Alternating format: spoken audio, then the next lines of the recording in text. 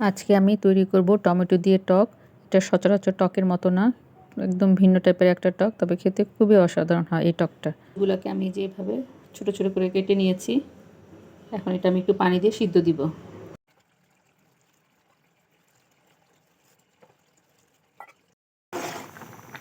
টমেটোটা প্রায় সিদ্ধ হয়ে আসছে। এই টকটা করতে অবশ্য টমেটো একটু বেশি লাগে, কারণ টমেটোটা পরে আবার চেলে আমাদের ফেলে দিতে হয়। এই যে এভাবে হবে, একটু ঠান্ডা করে আমরা চেলে নিব। টমেটোগুলোকে আমরা এই যেভাবে কষলিয়ে ম্যাশ করে নিব, তারপর আমাদের চালতে হবে। এটা কোনোভাবে ব্লেন্ড করা যাবে না, কারণ ব্লেন্ড করলে টমেটো টকটা মজা হয় না, এটা সসের মতো হয়ে যায়। এখানে খুব ভালো করে সিদ্ধ করে নিতে হয়। স্ট্রেনার দিয়ে আমরা টমেটোটা চেলে নিব। টমেটোগুলো আমাদের ম্যাশ করা প্রায় হয়ে গেছে। এখন এই যে আঁশগুলো দেখছেন, এগুলো ফেলেও দিতে পারেন, আবার এই আঁশগুলো দিয়ে শুটকি দিয়ে আবার রান্না করা যায়। তো আমি সবসময় শুটকি দিয়ে এটা আবার রান্না করে ফেলি, খেতে ভালোই লাগে।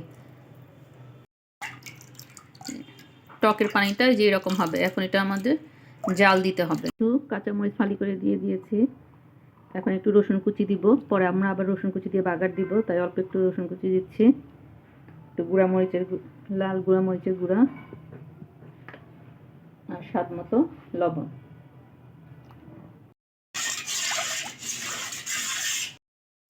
টমেটো টকটা প্রায় হয়ে আসছে, এখন আমি এটাতে একটু বাগার দিব রসুন আর পেঁয়াজ দিয়ে। পেঁয়াজটা একটু কম হবে, রসুনটা একটু বেশি হবে। এখন সামান্য রসুন আর পেঁয়াজ দিয়ে আমরা টকটা বাগার দিব। রসুনটা বেরেস্তার মতন হয়ে গেছে, এখন আমরা এটা টকের মধ্যে ঢেলে দিব। রান্না ধনেপাতা দিয়ে দিচ্ছি।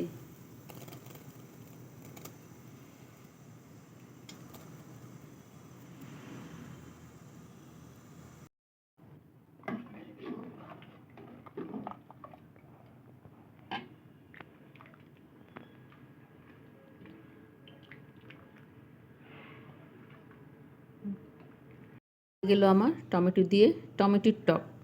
খুব মজা এই টকটা খেতে, আপনারা একবার তৈরি করে দেখবেন। এটা একদম অন্যরকমের একটা টক। সময় যে টকটা খেয়ে থাকি টমেটো দিয়ে, আসলে এই টকটা সেরকম না, আপনারা করলেই সেটা বুঝতে পারবেন।